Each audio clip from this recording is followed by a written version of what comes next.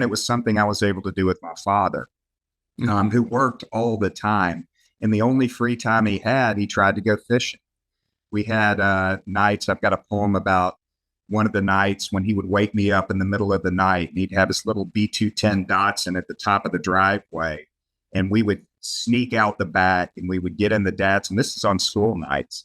And he would roll the car down and pop the clutch. For those, younger folk, they may not even know what popping the clutch means. Sure. So we would make a big racket out there. We would go down to the Cahaba River and we catfish most of the night, come in about an hour before dawn, take our muddy clothes off, and, go to bed. And after my dad died, I talked to my mom about it. I thought that I was telling her a secret. She said, I knew you were going every time. But my dad made it seem like, this was this covert operation that we're going to do. Sure. This is just between the two of us. Hello, everybody. Welcome to another edition of Riders Drinking Whiskey, your literary fishing hole, the show where every catch is the catch of the day. I'm your host, William R. Hincy, and joining me today, I'm really honored to have poet extraordinaire and avid fisherman, Adam Vines. Adam, welcome to the show. Thanks. I'm excited to be here also and seeing all that amber liquid behind you. Yeah, I know. I always it was recently, I tend to go through Irish whiskeys like crazy. So I put them here and I noticed I'm like, man, these are low. It doesn't have the pretty glow from the light. I just have to replace them and drink them again. So, life happens. So let me give you the, I like to say the dollar introduction here, but with inflation is maybe more like the $15, introduction here. But, and then correct me or, add anything you'd like to add. So you had the 3 poetry collections, Lures, Out of Speech, and The Coal Life. You have 2 collaborative poetry collections with Alan. I'm probably going to butcher the last name here. G, I got it right. And that was Day Kink and According to Discretion. You're also the editor of the Birmingham Poetry Review, and you're a faculty advisor for the University of Alabama Birmingham fishing team. Sure. Yes. Good. And I know I saw when I mentioned kind of pre-show here that I always look everyone up, kind of get a few talking points just to make, give us a goalpost to kind of hit. But I always like to look so you could tell from the few poems I get to see you read online and read that you're certainly an avid fisherman. That's why, because I'm super clever. So when I do these introductions, there's try to tie it in somehow. People haven't picked up on how clever these things are.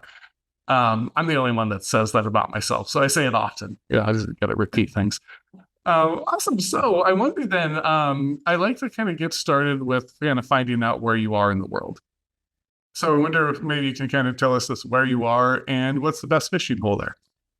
I'm in Birmingham, Alabama. I grew up in Birmingham. My family likes to say that we spawned in the Warrior River, the Black Warrior River, which runs next to Tuscaloosa also, which the name Tuscaloosa means Black Warrior.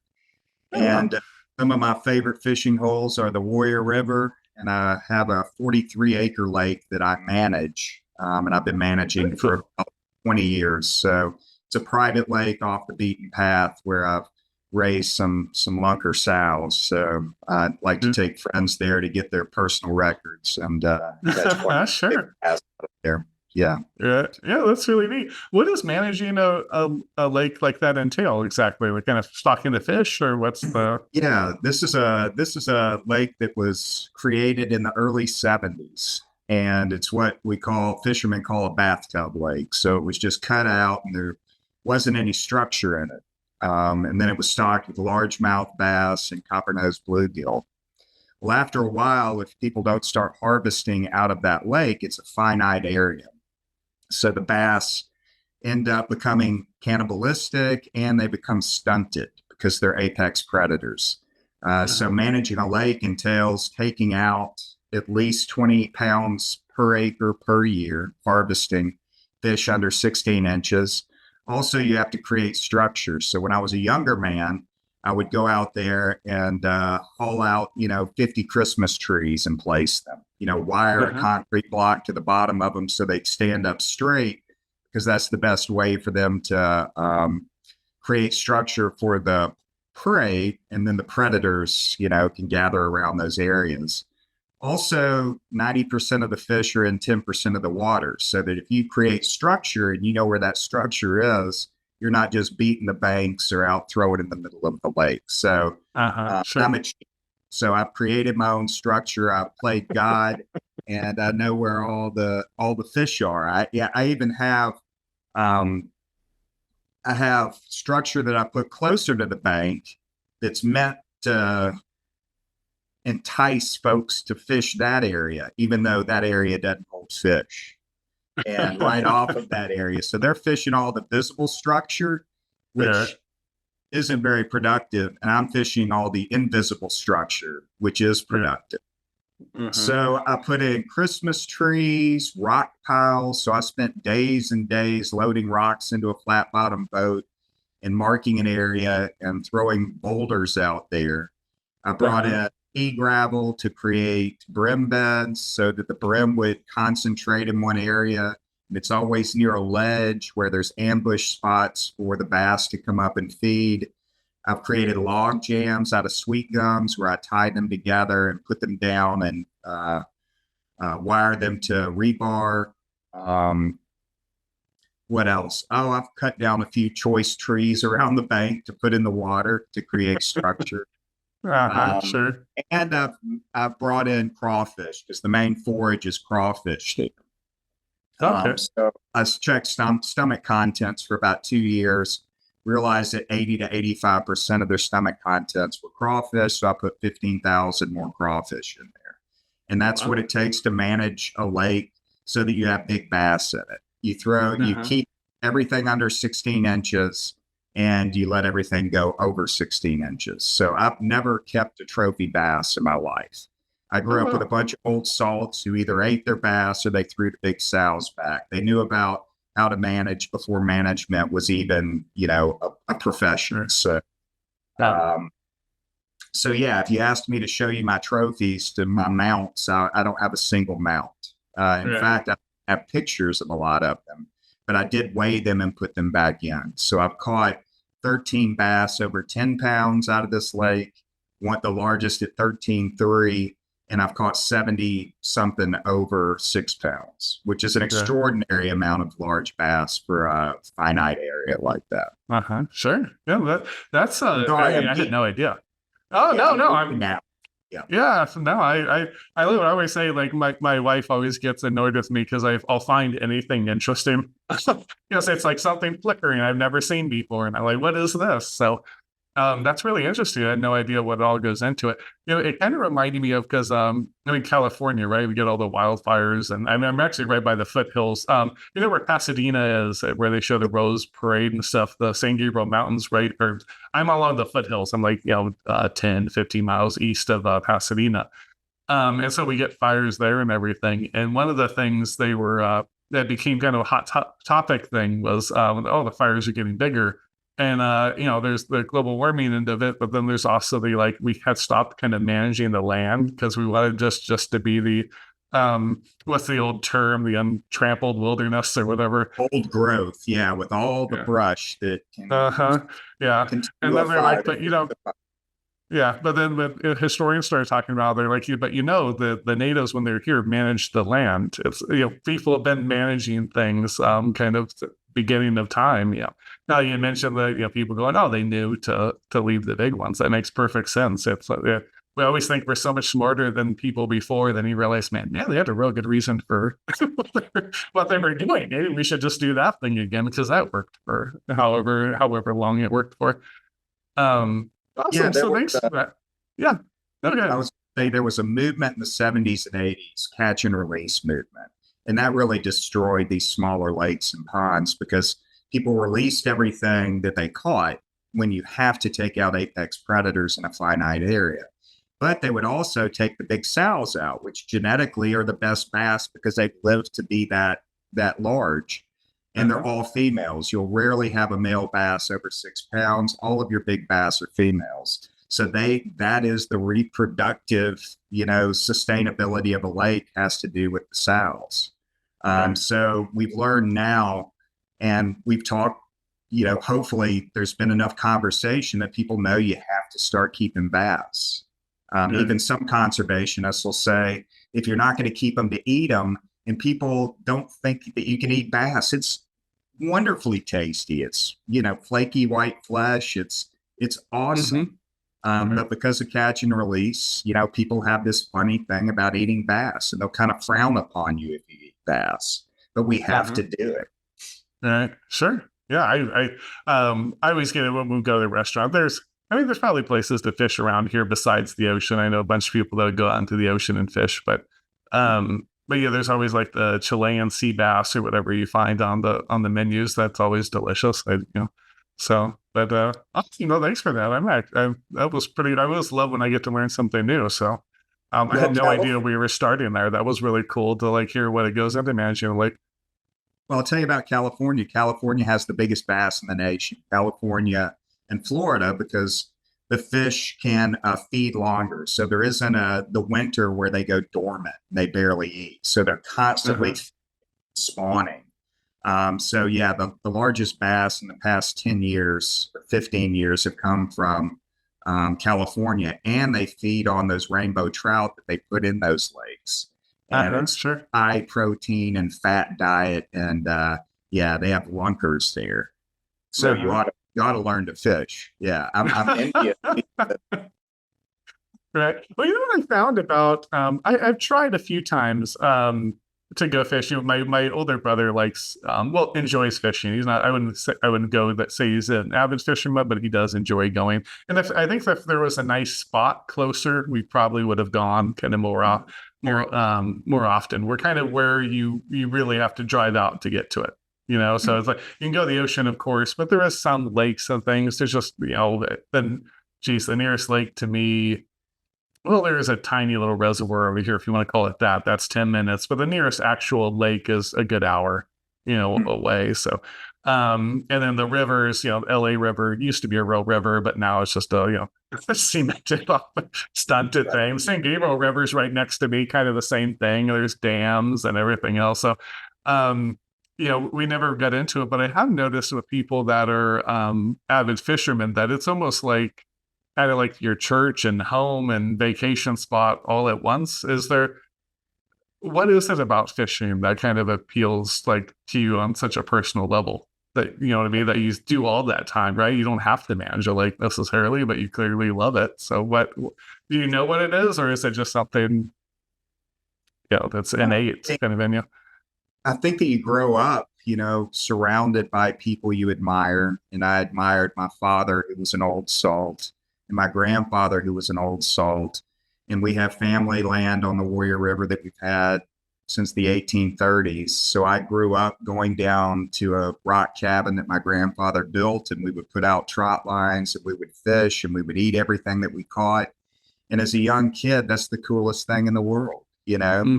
Catch a catfish, to nail it up to a tree, to strip it, and then to eat it was, it was amazing. And it was something I was able to do with my father, who worked all the time. And the only free time he had, he tried to go fishing. We had nights, I've got a poem about one of the nights when he would wake me up in the middle of the night, and he'd have his little B210 Datsun at the top of the driveway. And we would sneak out the back, and we would get in the Datsun. This is on school nights. And he would roll the car down and pop the clutch. For those, younger folk, they may not even know what popping the clutch means. Sure. So we would make a big racket out there. We would go down to the Cahaba River, and we catfish most of the night, come in about an hour before dawn, take our muddy clothes off, and, go to bed. And after my dad died, I talked to my mom about it. I thought that I was telling her a secret. She said, I knew you were going every time. But my dad made it seem like, this was this covert operation that we're going to do. Sure. This is just between the two of us.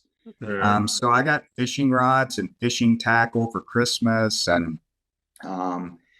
when I was in elementary school, I used to leave a rod under a bridge. And when I would come home, I'd walk home or ride my bike home from school. I would stop and get that rod, and I'd fish till dark. And it got to the point where I was getting my clothes dirty. So I'd strip down to my skivvies and fish in that creek.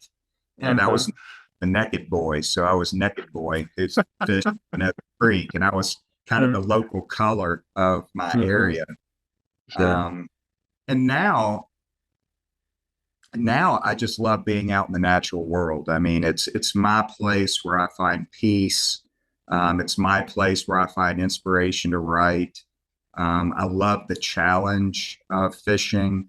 You know, you can go hours without getting a bite, but you have to consistently cast at structure. You have to be a master when it comes to your tackle. You have to know knots. You know, you have to know how to present the right lure. You have to know when to change lures. You have to know what the fish are feeding on, what the spawning patterns are, what the temperature and clarity is. So the scientific side of me loved that. And I wonder sometimes, you know, everyone says you should have gone into fishery biology, and I agree completely. You know, I should have gone into fishery biology, and it may be something that I do afterward. I can't think of anything better than building lakes for people. That would be a blast for really rich people who can pay me a lot of money. Yeah, that'd be fine. Working for the state as a professor. Yeah, well, that sounds amazing. Yeah, thanks for that. Oh, so I wonder then, that'd be an interesting place to break off here just a little, because then one of the things I always think about with writing nature, kind of specifically, is that there's kind of as Thoreau, some of these that would kind of talk about nature, and it was more like a capital N nature, like it's kind of a Godhead is nature. Versus, and then we're almost separate from it. You hear that? I think people in the city talk like that a lot. They talk very much like we're separate from nature, not part of it.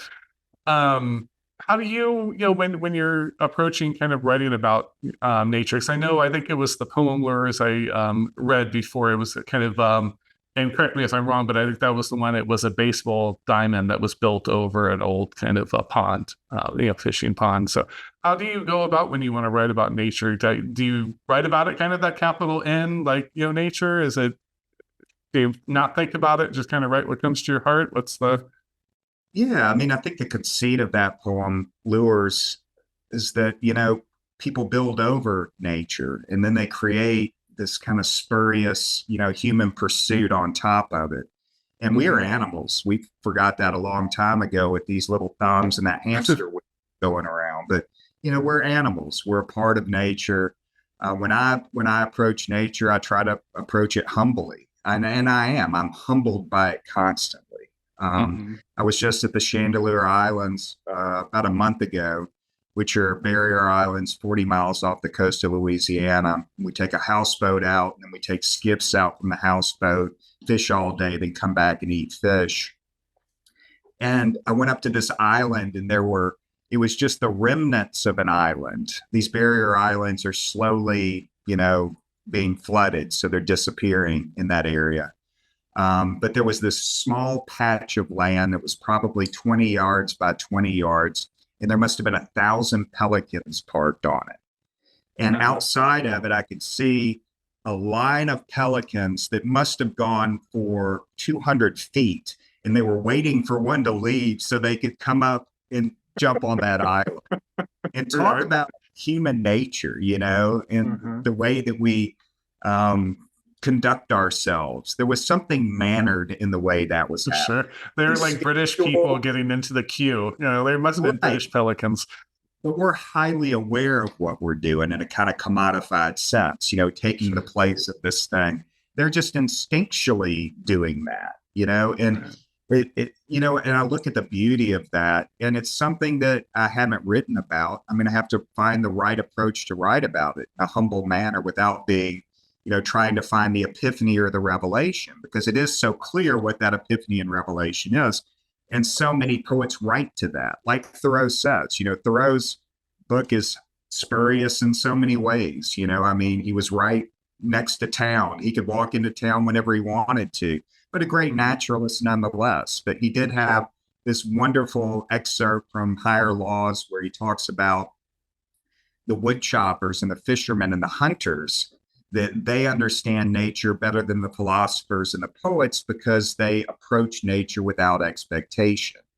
And that expectation is the revelatory moment. That expectation is someone trying to tie together some kind of thematic element, someone being an artist instead of someone who sees it every day and knows it more intimately than anyone else does. And the last thing that they would do is write about it, Right. So I think it's about humbly going in. I was also a landscaper for 20 years, and I come from a coal mining family. So we've had our hands in the dirt for a very long time. And I think that it's that kind of blue collar approach that I try to take that keeps me from hopefully falling into some of those common pitfalls that I see far too often with people writing about nature with the capital N. And because I just, I'm wholly appreciative of it. And I understand, the patterns, but also the chaotic nature of it. Sure. It could turn on you in a dime, and it has with me. So I think people that kind of traipse into nature, with their newly bought Patagonia jacket and their walking stick, they're in for a rude awakening, Sure. Absolutely. But, yeah. If there's a bear that comes out of the woods, you better know what to do. If you get trapped out there overnight, you better know what to do. Your HVAC at home, your refrigerator isn't going to help you out there.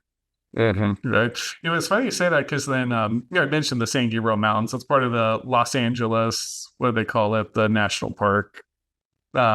Angeles National Park is what they call it. And it's the most visited national park in America because there's, 10 billion people. I mean, actually not billion, it's million though. There's 10 million people in LA County here. I saw a map one time that was really interesting that just showed LA County in red, and then it just showed in blue the states that have more population.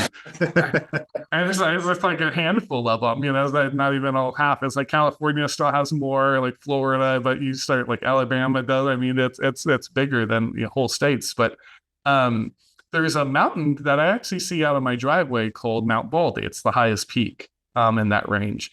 And during winter, it tends to be snow covered most of winter, especially the last few years because we've had pretty wet winters. People like to go hiking there, but they are still thinking, because they're so close, they don't think it's very wild there. And people get lost. And I think it was a couple years back, there was a fairly well-known, I think it was a British actor that decided to go hiking up there and get lost. And they tried to find him. And I don't know if they ever found the body or not, but it'll happen. People go up there and they think that same thing. They just buy their equipment. And in fact, my wife had a friend that was like, let's go hiking in the snow and we'll go by this. And I'm like, no, you're going to be like that. They'll take you, like, you want to go up to a place that has some snow, fine, but don't go trampling because you don't know what you're doing. Don't go like too far off the trails or anything here. So I think that's a great way to approach it. Yeah, everyone feels so secure with their little devil box, that has the All Trails app on it. And it's going to mark them, and GPS is going to magically bring them back. No one can get to someone's house anymore. I mean, I don't know how I did it in high school, but we didn't have cell phones, and somebody would say, there's a party at so and so. Somehow I would make my way there, and it was by visual markings. I would remember this, remember that, the turn was here. We don't have that ability anymore because we rely so much on technology. But once that technology is taken from someone who feels like they're a trail expert because their app is a trail expert, they have no idea how to get out of the woods and no idea what to do. I also trail run, and I'll do some of these 15-mile and 33-mile races. And, you know, if those trails weren't really marked, those people would be lost and turned around in circles, and they'd have to spend overnight there. Sure. Because we don't have the ability of knowing what's north, south, east, or west. I'd love to put someone, just set them in the woods and say, okay, which way is north? I guarantee that just a lay person, no one could do it, you know? Yeah. Right. Absolutely. Well, it's funny when my kids were learning to drive, I used to always teach them, because again, there's those mountains. So we have like these borders, and I grew up on the other side in a little high desert town called Palmdale.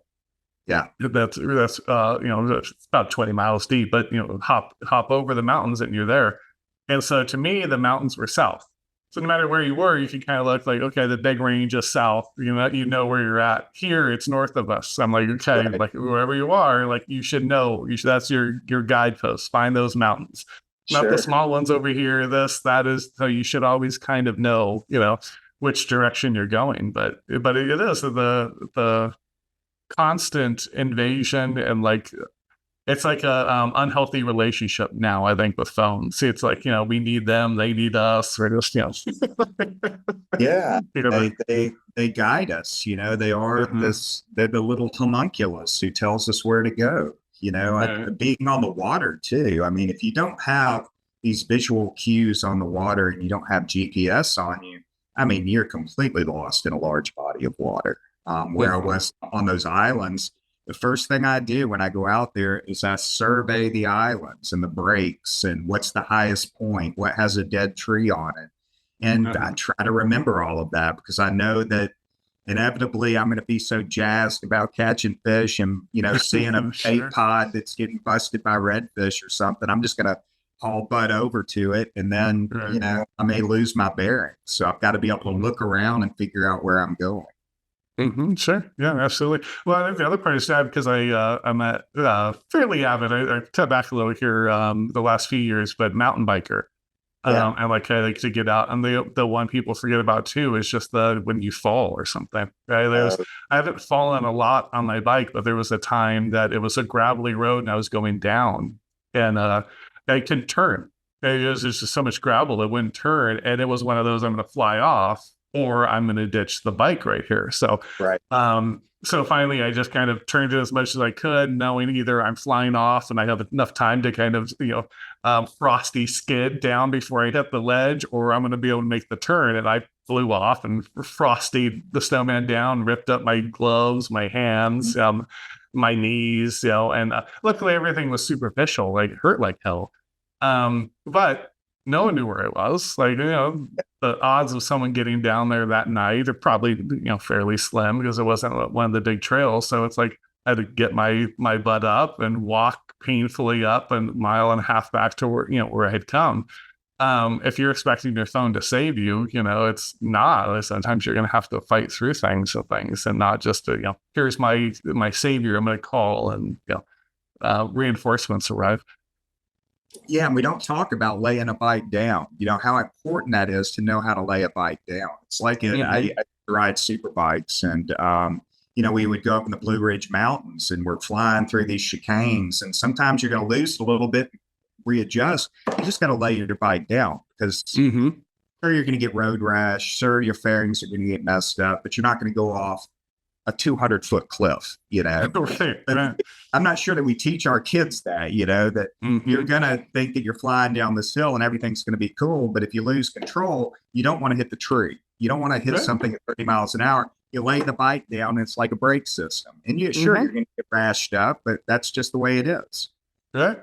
Yeah. It is important. I try to teach my kids, but yeah, I think it's a point well taken that most people don't, right? It's kind of you teach your kids. So I was telling my kids, like, I remember growing up and going to the neighbor's house, knocking on the door, and their mom or dad or whoever answering and going like, yeah, can little Bobby come out to play and things, Right. So you got used to talking to adults and being respectful and kind of asking, what you need. And like now you'll see the kids and it's like, oh, I was afraid to ask my teacher. And it's like, that's your teacher. You just ask her. Like that's how you learn. Yeah. You're right. You don't learn on your own, or you're going to make a huge mistake learning on your own. Let them talk to them. They've already been through the mistakes. They know how to lay the bike down.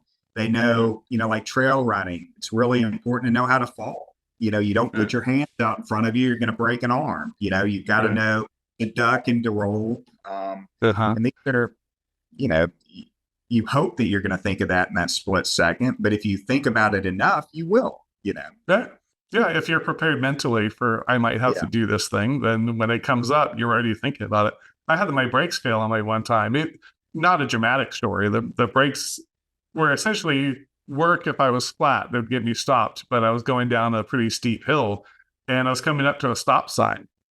And I'm looking and I'm like, oh man, I'm going to have to lay this bike down. And I looked and the one car pulled up and she looked over at me and kind of gave me the wave through. And I was like, oh, thank God. Okay, I can just kind of roll through, Yeah. And so I rolled through, but I was, if I didn't see that, I was ready. It was, the next second or two, I knew like, okay, this is the moment where I just have to kind of lay the bike down and, it's gonna suck, but that's better than getting hit by a car. So. Oh yeah. Yeah. So getting back to Lurs actually with the baseball diamond, I wonder like because I think for me, I certainly feel like that, it's like we love progress, like as a society generally, right? We're always like progress, progress. There's also kind of a haunting aspect to it, right? Because you kind of lose whatever was there before, right? You lost that pond for a baseball field, whatever it might be, right? And sometimes maybe it's a good thing. Maybe there was, a polluted pond and they made it clean, whatever the progress might be. But do you ever find yourself like feeling kind of haunted by the progress, or I might be missing the point of that poem completely? But no, I was haunted by the progress. It's something that brought me, all kinds of joy, and it's an elegy to my best friend who died of a glioblastoma, who was my fishing pal from 5 years old until he died. And thinking about this pond that was out in the middle of an old dairy field, and it had 3 generations of cows that they just left who were wild there, and a bull bulls who would chase us around. That's where we're at, Mm-hmm. And I thought to myself, when they did build that baseball diamond, those baseball fields, I knew that was floodplain. That city engineers, they're supposed to know that too. These things would be completely underwater almost every time it rained, and it made me so happy because it was nature making it back. Sure. They had a football field down from that. They just bought this whole, the city bought this entire old dairy land, and they built a football field down there. And you would see, and I'm not kidding, 10 feet up to that crossbar would be underwater. And I just thought of the catfish that were in there and using that as structure when it would, it was brilliant to me. Though the kids are having fun playing baseball, at the same time, I grew up as a kid who went out in the natural world. That's, we were poor, and that was the thing you did. My dad, if I was not out the door by 6:30 in the morning on Saturday morning, I was up under a car with him rebuilding an engine, or I was out back with a sling blade clearing the back, tent. That's just how it went. So I learned very quickly that it was, and he was just as happy for me to go out. He just wasn't going to let me sit around and watch cartoons.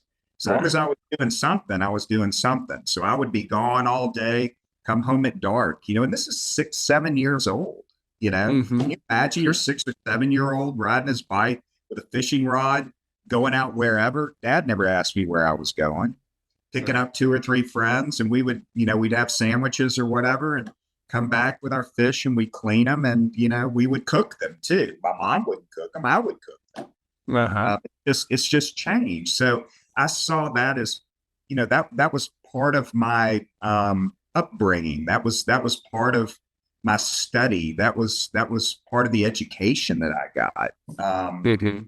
And I learned more, and I've said this in prior interviews, I've learned more from being outside than I have any books that I've read. I learned more from landscaping than any professor that I've had. And I've had some wonderful professors who have helped shape my writing. I've apprenticed myself to all kinds of collections and poets, and, stolen things to put in my toolbox and argued with them in poems. But, it really is about me being out in nature doing stuff. If it's cranking up a chainsaw or walking through the woods. The other day I saw a mink that was winding through rocks and looked up at me, could care less, and just kept winding through, and that was an exuberant moment for me, more than any movie or anything could do for me. And I know I sound like an old fart, but I am an old fart. So, those are the things that jazz me, I would much rather be doing that than sitting inside. I wish that I could have, and maybe I'll implement this, more of an experiential learning class where we do that. I have a good friend who teaches at Coastal Carolina, and in one of his classes, it's a kayak class. but they're studying the natural world. He brings experts out, marine biologists, and then they write about it. But first, they're going out and witnessing instead of writing about something that they don't know about. And so many people try to write about things that they haven't witnessed. Great writers can do that. Mm-hmm. They can do the research and make us believe that they have ethos. But if you're a lesser writer, and there's so many lesser writers, you haven't experienced it, you're not going to convince me, that's for sure. A flock of owls doesn't happen. A blue-eyed deer doesn't exist. Sure. Right. Yeah. No, I think that's well put, because I think sometimes we want the end result without working for it, even when the work for it isn't really work, right? It's not really work to go out on a hike and kind of just like, it's just experience nature, right? Go out on a kayak and things aren't, it is work. I mean, it can be really enjoyable and things, but getting off your couch, right? We hate the discomfort so much of needing to go do something that we want a shortcut. And I think it's human to want a shortcut, but it's also human to kind of try to strive past that. Like, you got to get past I just want to be the fat cat, licking my paws here, and try to get out for whatever you want, whatever that might be. Try to get out and experience it. Because I think even like the great writers, there's still something deeper in them. They've still experienced things. Maybe they didn't experience that particular sunset, whatever it might be, but there's still a brimming, core there that was built from trauma, whatever it might have been, and they're able to draw on that to bring those out. If you're sitting at home, it's going to be hard to write about anything, when you haven't kind of experienced life in some manner. Yeah, it's the parallel experiences. I was a landscaper. I wasn't a coal miner, but my first book is about coal mining in the early 20th century. So I heard a lot of tales about it. I went in a mine. I looked at all the implements that they would use, the breast auger, and I'd use picks and shovels and everything else. So I at least had a context for it. I knew what it meant. I knew what labor meant, not in the way they did, because there were no unions at the time, no child labor laws. So there were a lot of tragedies that happened. But I can imagine that, I can understand that if I do enough research. An engineer knows what's going on inside a can opener by looking at the can opener, knows it from the inside out, kind of like Picasso and Cubism, turning that form inside out, understanding what that form or what that interior landscape looks like. People will write about a creek, but they didn't do the necessary work. To write about a creek, you better take your shoes off, get in that creek, and start lifting up rocks underneath the surface. If you're just writing about the surface, it could be any body of water. You have no idea what's happening in that creek. But if you start lifting up rocks and you find a hellgrammite, lift up another rock, maybe you'll find a mud puppy. You start seeing the darters that are darting around. You stand very still and you start seeing fish all around you. That's when you know a creek, when you've interacted with it, when you've humbled yourself to just being an animal in the creek, even though we're doing it for a higher purpose, but sure. I'd like to think that I did that. I didn't write my first poem until I was in my mid-20s. I'd never written anything creatively. So, when I was lifting up rocks and stuff, it wasn't to try to find the revelation. It wasn't trying to write the poem. It was, I wanted to know what fish feed on. I want to know what these things that I've read about look like, I want to hold a crawfish. I want to collect crawfish. We'd have crawfish fights where we would put on the back of them, we would use my mom's nail polish, and I put an A on mine, and my brother would put something on his, and we put them in a old Clorox bottle, that's cut off, and we'd watch them fight,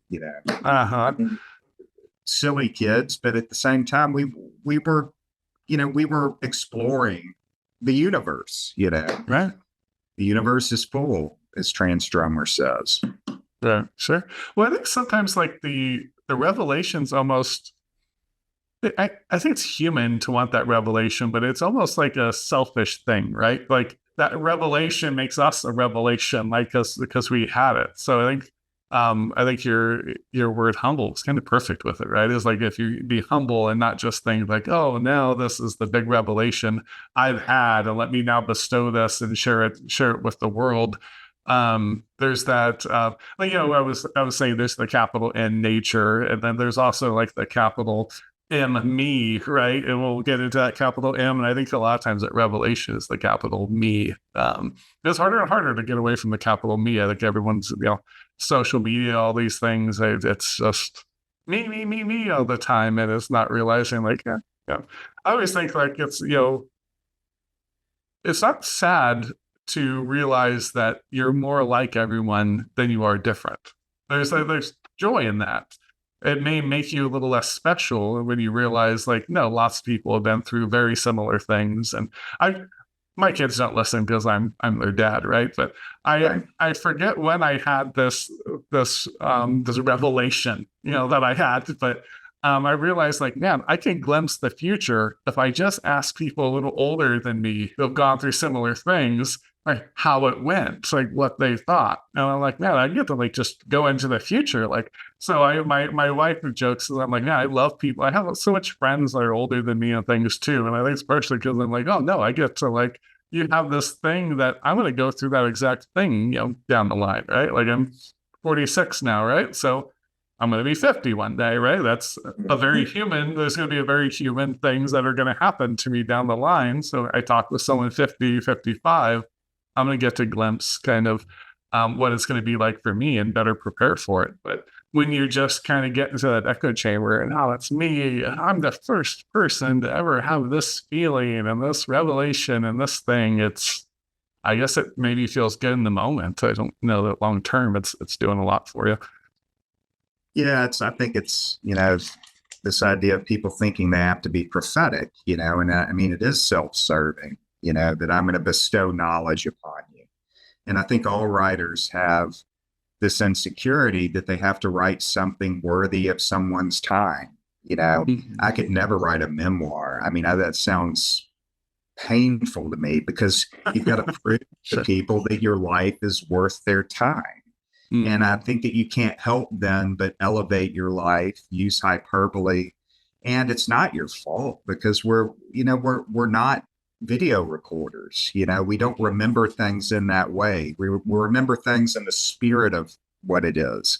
Sometimes our traumas prevent us from seeing things wholly as they were, or that we reimagine them because we just have to, because we can't bear what it was. And that's psychological, wholly human. But when you're writing for an audience, I think that you tend to elevate in a way, even though you may not mean to, because you want to make sure that people have spent their time wisely with you. And you become a commodity then, a commodity for them to either say, oh, I felt that, or wow, what an extraordinary life that person had. I love people who write about the simplicity of, they write about shoelaces, and those shoelaces at the end, we understand the shoelaces in the way they're described through that solipsistic vision is saying more about the poet than it is the shoelaces in the end. They could choose billions of ways to describe those shoelaces, millions of metaphors creating them. Lakoff said there are really only 8 metaphors, one of those like man versus nature, man versus man. And I think that those categories are fairly true, but within those, there are millions of ways to describe it, and what I love, if it happens, is that something happens in the poem, and I'm not sure what it is. I think that the poems that people respond to best by me are the ones where I have no idea really what's happened in it. And then I send it off, and it's the one that's been plucked out of the manuscript to be published. And it was usually the last one in the manuscript. And then I realized as an editor that I generally like the poems toward the end of the manuscript that's sent, because these are the ones that they're unsure about instead of the ones that they're sure about. I'm always going to be skeptical if someone's sure about a poem and puts it at the front, thinking that, oh, that's going to be the poem they're going to like best. They'll read this one and they'll continue through the manuscript. instead of saying, oh no, I only have 2 minutes per, because I get 85,000 poems and that's gone. We need to be, more conscious that our mistakes and our unknowing is what makes, or more than heavily fashioned stuff. Not that you don't have to have the tools and the labor, poetry at its heart in the Greek goes back to the idea of labor, instead of staring into the navel. So I certainly believe in that, but I love it when the poem's just kind of mysterious to me. Where the hell did this come from? And then people talk about it and you say, wow, thanks. You just helped me gain some insight, Sure. I think that's a lovely way to think of it. Do you think, because actually I wanted to bring up because I know you're the editor, it was the, I lost my place, but at the Birmingham Review, correct? Poetry Review? Yes. Yeah. Do you think there is a point where you can kind of over edit? I do think, because I know, especially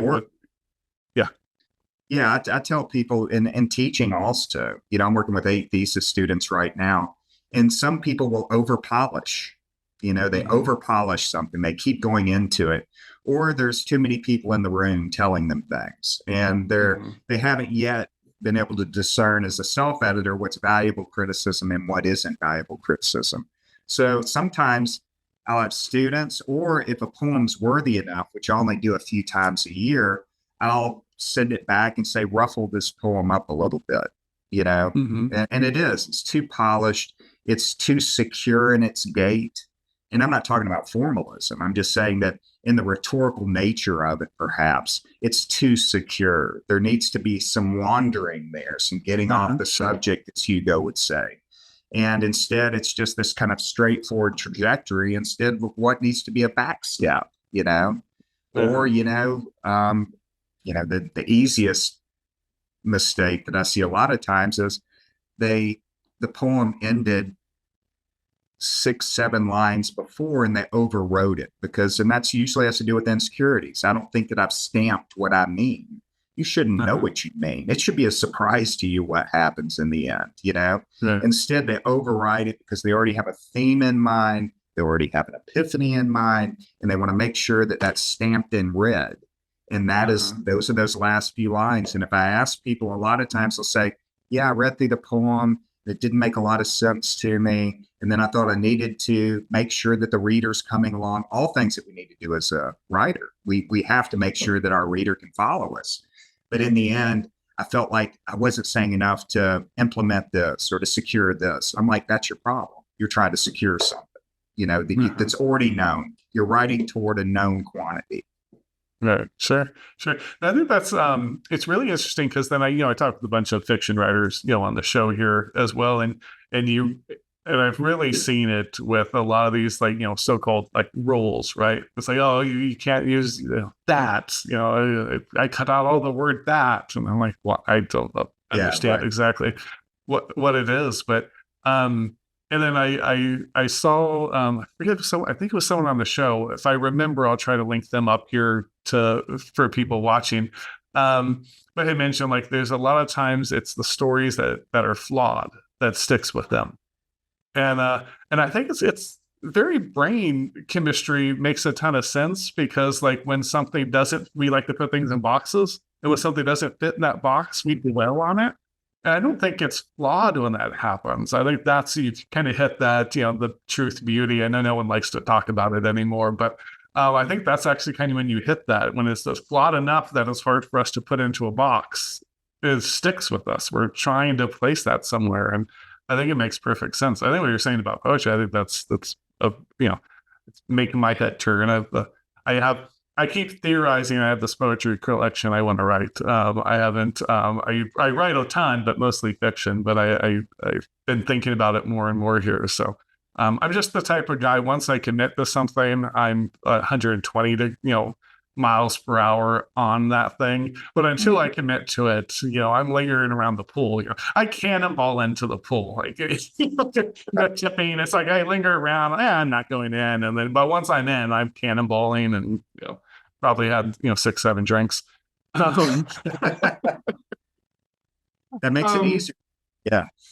Yeah, sure. So then the other poem I wanted to mention, because it was one that was online here, was river politics. There's a really beautiful line in that. And I don't know if I wrote it here. I'm paraphrasing it. I don't think I copy and pasted here, but it was about essentially watching an empire dissolve into ash. And that was like the campfire, watching it down. Um, and it's a lovely, metaphor, generally, speaking, but then it also kind of reminded me of, and again, I don't know. I didn't mean for all of this to go on social media. I don't mean for the shows to go anywhere. I'm not smart enough. But it reminds me of that's how it feels whenever I very rarely go on, but it feels like watching an empire. And I don't mean it, like the American empire necessarily, that too, but also just the empire of man, like kind of succumbing down to ash. Was that and knowing that you come from these like humbling things and not trying to go for like some big epiphany, but was that present in the writing? Am I overreading it? Yeah, that was one of those gift poems. I've only had a few in my life that just came out, and I was sipping Jack Daniels with three of my friends, and this rhyme started hitting in my head, and I just continued this end rhyme throughout. And I wrote it in probably 5 minutes in my head. And then when I got home after the weekend, I wrote it down. So I wasn't necessarily thinking of anything specific, except that it was the longevity of the river, how the river is always flowing, though all of these empires will fall. Mm-hmm. All empires, if you have a sense of history, fall. Our human empires are flawed in that way because we destroy things.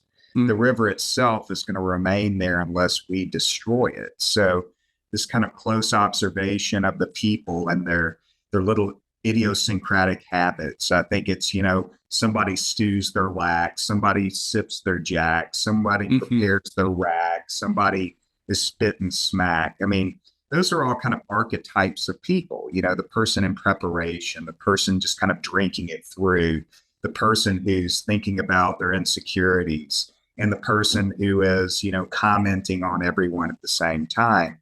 And all around them, nature's doing what it does. The deer, head at full moon for their rounds, meaning that they're going to feed during the summer, at night. There's a carp splash out in the river. These things that naturally occur and are going to continue to occur after everything dissolves around us. And if you're sitting there sipping Jack Daniels, which I've done for many, many nights, watching a campfire, and it's getting toward the end of the night, and the embers are coming up, and everything's burning down, and it's very hot. And when you wake up in the morning, there's going to be ash there. There's the vibrancy, but in that vibrancy, in that heat, there's destruction, and then ash. So it wasn't meant to be a political poem. And I didn't come up with the title until later. And it had to do with empire and the politics of the river, too. Politics of the river are these structured elements that are happening around me. The deer are always going to go during, the summer to the green fields, at night. It's too hot. They lay down during the day. The carp and things are going to come out and they're going to do their things at night. And that you're able to hear that and understand that it's a carp roll or a gar rolling, instead of it being something mysterious, I think is recognizing that there's something greater going on than we are. Sure. Yeah. So I need to make a hard left turn here because as you mentioned Jack and everything, I realized you had mentioned a story beforehand when we were talking before the show about a bottle you gifted. Can we just make this hard left turn into that story? It's a great one because it's about a poet I wholly admired and loved, Claudia Emerson, who won the Pulitzer Prize, and a fantastic Southern poet, I think our best of the last 50 years. And she was kind enough to write a blurb for my first book. So I decided that I was going to get her a bottle of bourbon or whiskey. And I went to our local place, D's package store. And right when I walked in, they happened to get their 3 cases of Pappy. And this was back in 2012 before Pappy became a thing. Pappy was known. It was a good, it was a really good bourbon, but the 23 year wasn't selling for, $3,000 online now. And, they're all small batch or single barrel. So we only got 3 cases because you're allotted, a case. And the guy there said that our politicians who have a hunting camp down in South Alabama get 3 cases and I get 3 cases. I don't have to tell you something. It's like, yeah. So I go in right when he starts putting them up, and I bought a bottle of 18 year for $70 and gave it to her. And we sat there and sipped whiskey and talked about everything but poetry. And it was brilliant and wonderful. And, at the time, we didn't know what we were drinking. I knew it was good bourbon. And then after that, there was the explosion, and she talked to me after that and said, that Pappy Van Winkle bottle, everyone wants a sip when they come in. I said, well, damn right they do, because they pay $30 or $40 a shot somewhere, Right, sure. Yeah. So, Claudia is one of my inspirations, and I actually got a tattoo of an I am because of Claudia.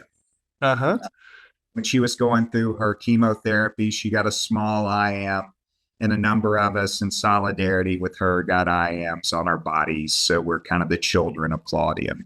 Thank you for that. I think that's it's an excellent point for anyone out there, that when you meet kind of your favorite poets, writers, what have you, it is so much more fun to talk to them about the non-writing stuff. Learn whatever it is. It'll be a great conversation. But I joke on the show that, like, with the name Writers Drinking Whiskey, I'm ethically mandated to talk some writing, because I will just, we start talking fishing, like I'll go off of a deep end if I don't kind of circle it back here or there. But yeah, no, thank you for the left turn. You said the Jack, and I'm like, wait, there was a story I wanted to make sure I heard here. Awesome. So I wonder then, like, switching to the social media bit a little bit here, do you think, since we've talked about so much already, but has that affected poetry at all? Like, especially from your end, seeing it, on the editorial end, has it affected just poetry in general? These 170 character tweets and people posting poems as pictures on Instagram or whatever it might be. And if so, what have you seen? How has it affected it? I think that poetry has become more accessible. I'm not saying that's a good thing, but it's become more of pop culture than highfalutin literature, which I kind of like. I mean, a lot of poets have been trying to bring it down to the people, and I think that, you can have a poem that goes viral and then all of a sudden 1 million people read it. Who reads 1 million poet? How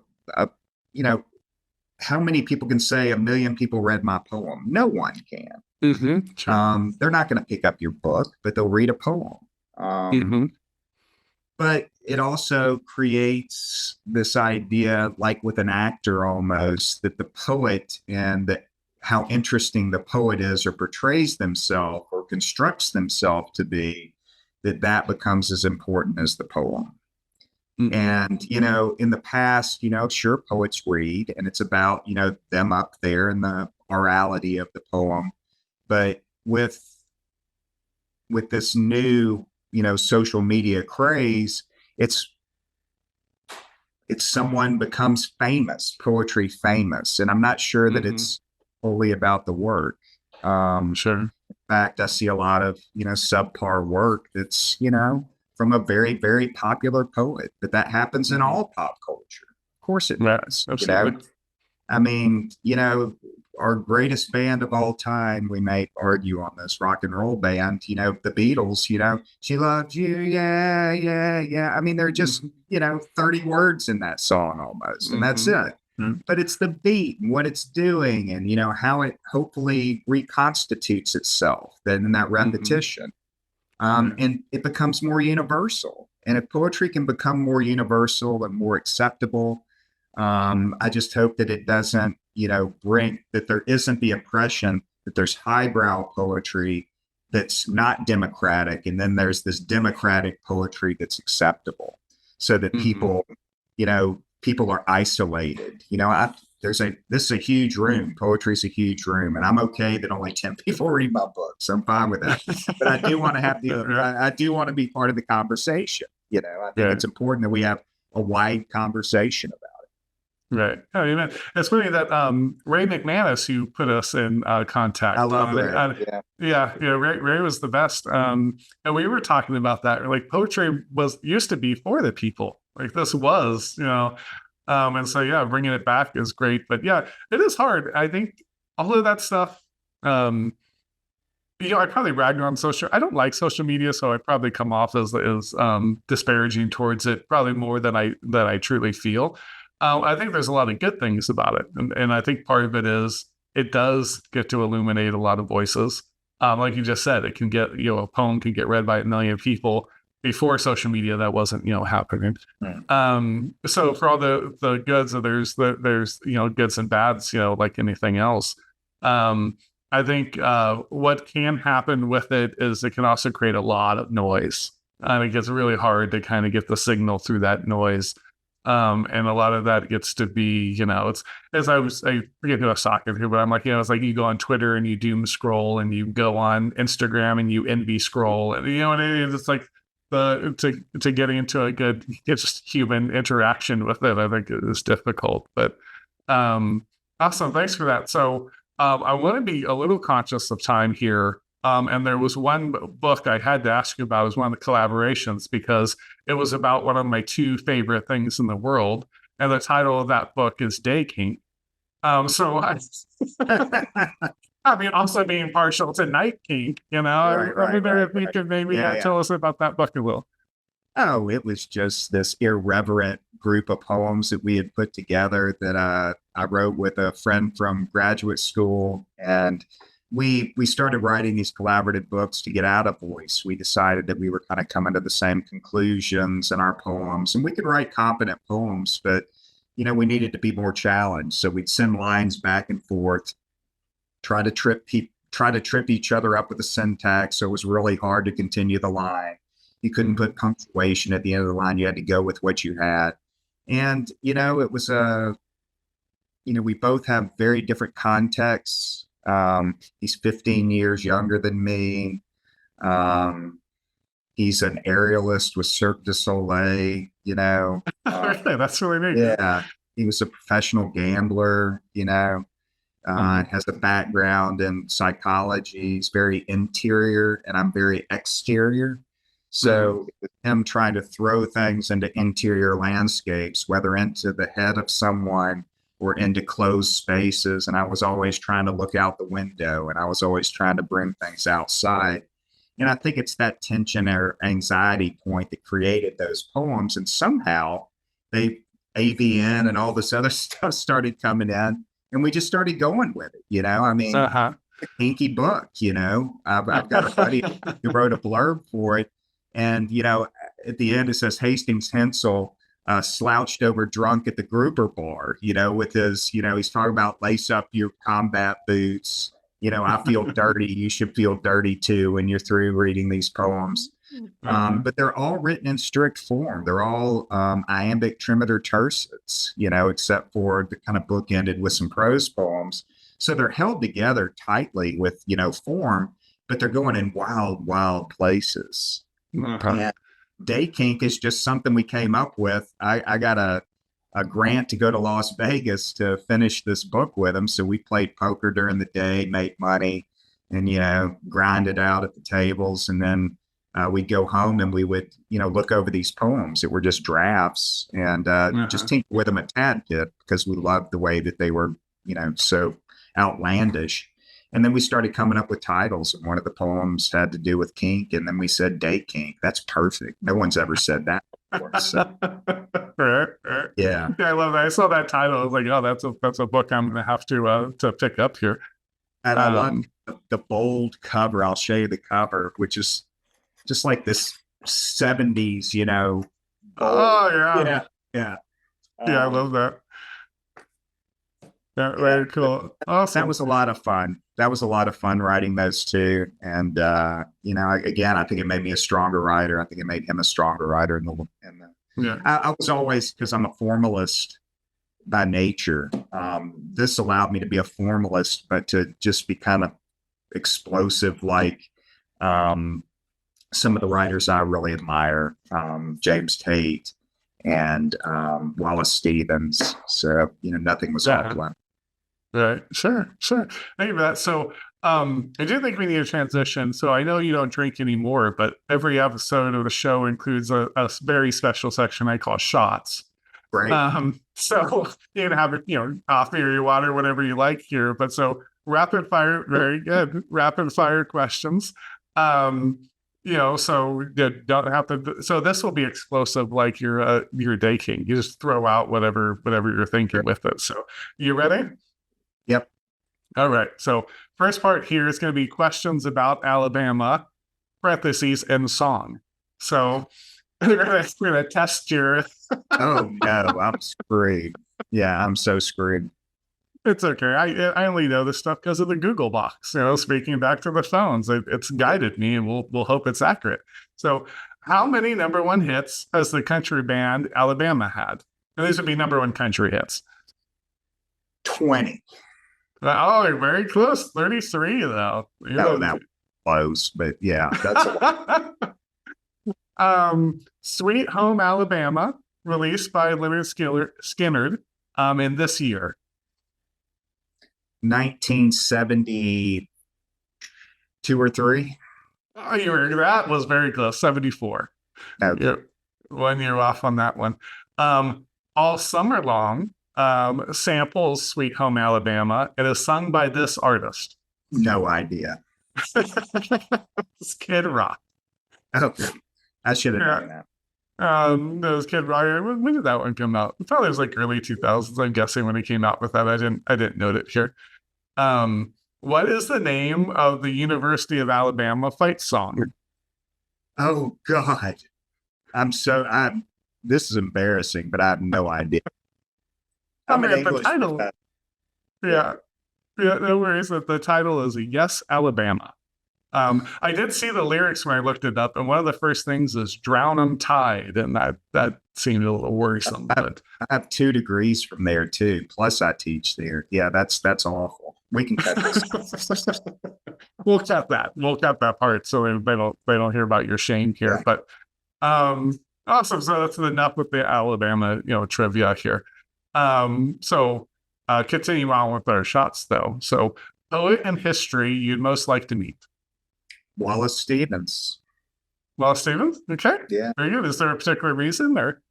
Yeah, I like that he kind of defied expectations of a lawyer and an insurance agent who just was, loved to taste language and was able to go in any direction with his imagination. I just admire that in someone who on the face seems as if they're straight-laced. Right. Sure. Very good.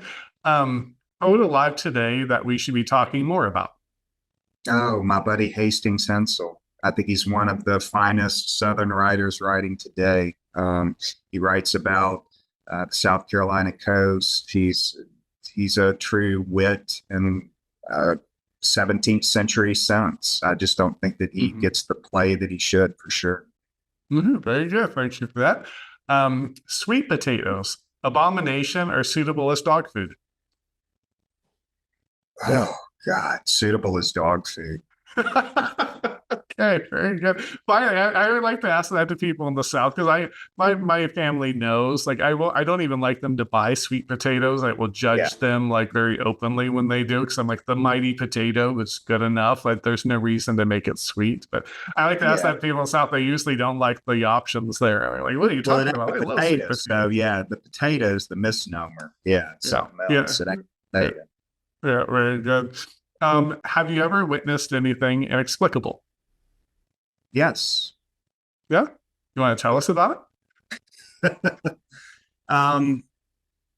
I've seen things rise up out of the water that I wasn't sure what they were, and I knew just about everything that was in the water. So it may have been something much larger than I imagined it to be, like a huge tarpon or something that shouldn't be in the area it was in, a big back coming out of it. And no, I don't think it was a mermaid or a gremlin or something. But yeah, it was something that I couldn't identify. Yeah, sure. Yeah, it's funny. We were in Indiana. My daughters, we're a blended family. The older two daughters' mom was there, and I was there. We were visiting the winter, but not the right in the middle winter. It must have been earlier, kind of later. I was looking for things to do, and there's a legend of a giant snapping turtle in this little lake. I'll have to put it on there, but yeah, it was someone saw. I'm pretty sure someone did see something large rise out. They even drained the lake looking for the thing. Is how serious they seriously were. They didn't find it, but that's what it reminded. When you said that, it reminded me of that turtle off the Beast of Busco or something. I forget. I'll put it down if anyone's watching wants to see. But what is the best piece of advice you've ever received? Oh my gosh. I think for my dad, it ended up being more of a conceit, but I heard it from him all the time. Don't Mickey Mouse that shit. Meaning, if you're going to turn the wrench, turn the wrench. If you're going to commit to something, commit to something. And why he used Mickey Mouse in that, I have no idea. Yeah. Another thing that he said is, son, you're looking at me like you stepped in shit. And it's in that, in that synesthesia. My father liked to speak in synesthesia. He'd say, Scotch smells like Band-Aids taste. Yeah. Yeah. And he wasn't a synesthete, but he spoke in that kind of language. Yeah. Interesting. That's really interesting. What's the worst piece of advice you've ever got? Become a professor. Yeah. That, that was probably, you should become a professor. I'm kind of kidding, but, at the same time, I think there were other jobs that I'm more well suited for. I think my hands fit for a shovel much better than a pen. But I do love teaching. But yeah, moving me away from what I was naturally inclined to do to something that I was kind of unnaturally inclined to do. Yeah. No, I think you came to great advice for anyone watching from that bad advice, because our daughter just started college, and she's going to the junior college, right down the street from us here for now. But so she was trying to figure out, what she wanted to do. And, it's hard when you're 18 and what you want to do. Well, what I kept trying to tell her, and I don't think I'm going to be listened to, but I'm like, make sure it's something that fits you as a person, right? Don't become an engineer just because you think that's a good career if you don't like to do engineering work. And find something that, that fits, like you were just saying, like a shovel versus a pen. Kind of which one do you want in your hands? Kind of try to base your life around that. We're all going to work. We're all going to need to do things we don't always love to do. But if you find that, I think you'll feel more rewarded in your day to day for certain. So, and then the last and most important question of our shots portion of the show here: favorite podcast, and why is it Writers Drinking Whiskey? Because you called me and I can make myself feel important for the day. And I've been able to down 3 cups of coffee. So I'm going to be up till 9 o'clock, maybe. For an old man like me, that ain't bad. My custard coffee. Yeah. Custard coffee. Very good. And I've got enough calories for the entire day through these cups of coffee and the half a cup full of custard I pour in there. Very good. Very good. Thank you for that. And you are important. I was really happy to make this happen. And I had such a great time with Ray too. I always joke that the show is 6 degrees of Kevin Bacon. And my dad called me kind of right before this, and he was like, "Oh, so what are you doing? I'm going to record a show." And he was like, "Oh, with who?" And Adam Bynes, I think my dad, speaking of engineers, is the aerospace engineer, and he picked wisely. That certainly was his thing. So he doesn't know much of the writers. Most people don't know any writers nowadays. They always children, like, if your name's not Stephen King or J.K. Rowling's, like, most people have no idea who you are. And that's fine. But he was like, "Oh yeah, so where's he from?" He's like, "You asking me these questions," and I'm like, because he's thought I'd met you, right? And I'm like, Dad, most of the people I've met, and he watches the show, so he'll probably even see this at some point. And I'm like, I haven't met most of the people. Part of the fun of the show is I love getting the chance to get to know people and get to meet people. But I have no idea. I mean, it's a Southern accent or not. I couldn't tell you. Like, I don't, I do don't. enough to give me some. But yeah, I do enough research to give me a little bit of goalpost, give the show just enough structure to kind of keep us on time. And then I just, let it rip and it goes where it is. So I certainly appreciate you coming on. And I do, though, I like to do the shots and we get over to the reading. So did you have, and the poems are short. So if you want to read more than one, that's certainly, feel free to read as much as you would like. But why don't I read Lures since we talked about it? Sure, that'd be great. Lures. Everybody makes fun of me because I put 2 syllables in lures. Sorry. In memory of Scott Harris. Last summer's fishing failures dangled from trees. A rapala and jitterbug, a stand of privet page for. Half-ounce jigs with rubber skirts and jelly worms with wide gap hooks on 10-pound tests. We tithed with overzealous casts at bass. Then off we go, our stringers bare, to find a yard to cut, a truck to watch, so we could fill the tackle box we shared again. Today is 12/12/12, the Mayan end, and I, a country boy in Brooklyn for the week, will hail a cab for the first time and think of cows unnerved by fish we missed, and shouts of shit that followed, and dawns to dusks, and always back with you, my childhood friend. Our girls will never know that pond's deep hole a baseball diamond now fills, the city leader's bright idea, or how their fathers sitting in the bleachers on Saturdays a couple decades later can almost feel the stinging nettle against their thighs, the lunker largemouth sweeping the bed with her tail while plastic lizards jerk and drag across the third base line. Or how when we untrain our ears to baseball's cracking bats and bitchy parents, called strikes and alike, we hear the peepers sounding off in oaks on down the way, our mothers' and fathers' voices calling us home, not too far behind or ahead. I'll read one more. We were talking about fishing with my father. My father's rod, fishing the skinny Maine in memory of Van Allen vines. While waiting on the Appaloosa bite, or channel cats would do, our fingertips plucking our fishing lines below the first eyes, twitching livers we had hooked and cast into the river's crawl. My father would relax, the only time I witnessed this. He'd stretch his legs and dig his heels and match a lucky strike to life. He'd drag and exhale the night it pocketed the Maine. The cats would bite. We'd be all right. I'd dig in deep like him and hum a hymn I still don't know the name of, nor did he, I don't believe. But in that dark, that settling loam, and that Alabama clay, that hymn was ours, and God was there or not. It didn't matter. The bills were paid. He held his rod. He'd be all right.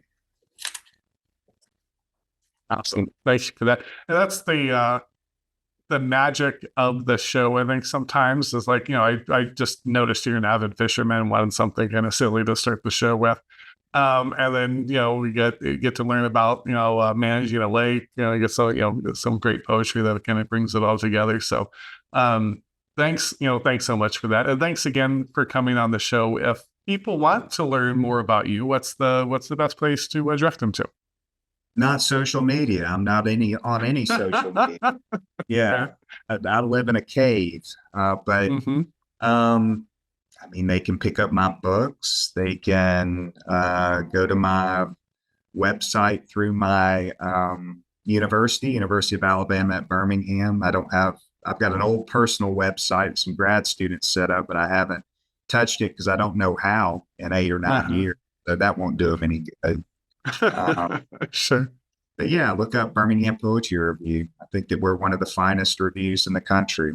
We just had 2 poems and Best American Poetry this year. Oh, very cool. Congratulations.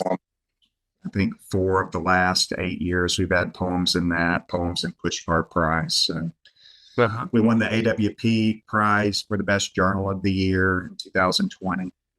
So very cool. A little journal out of Birmingham doing good.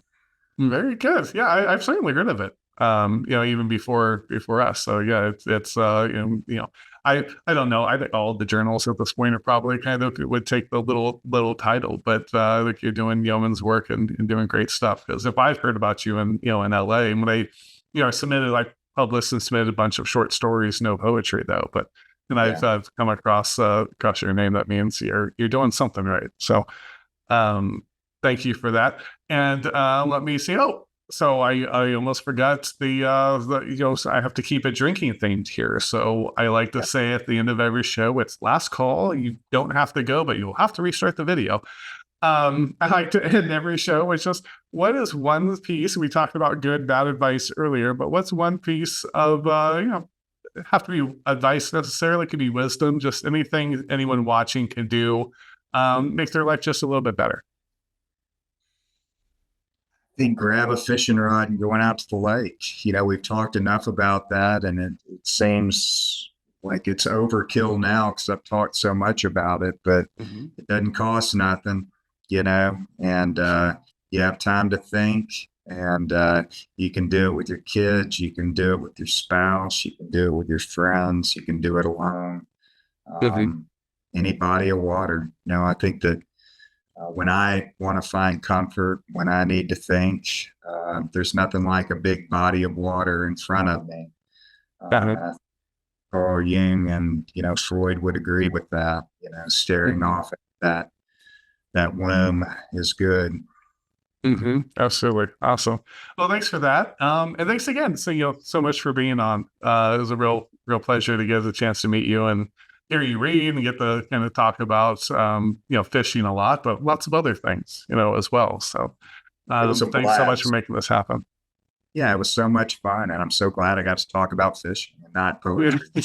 I certainly know more about fishing than I do poetry. So that's a good Extra shots. Question for the audience. What is your favorite Alabama themed song? Let us know down there in the comments section.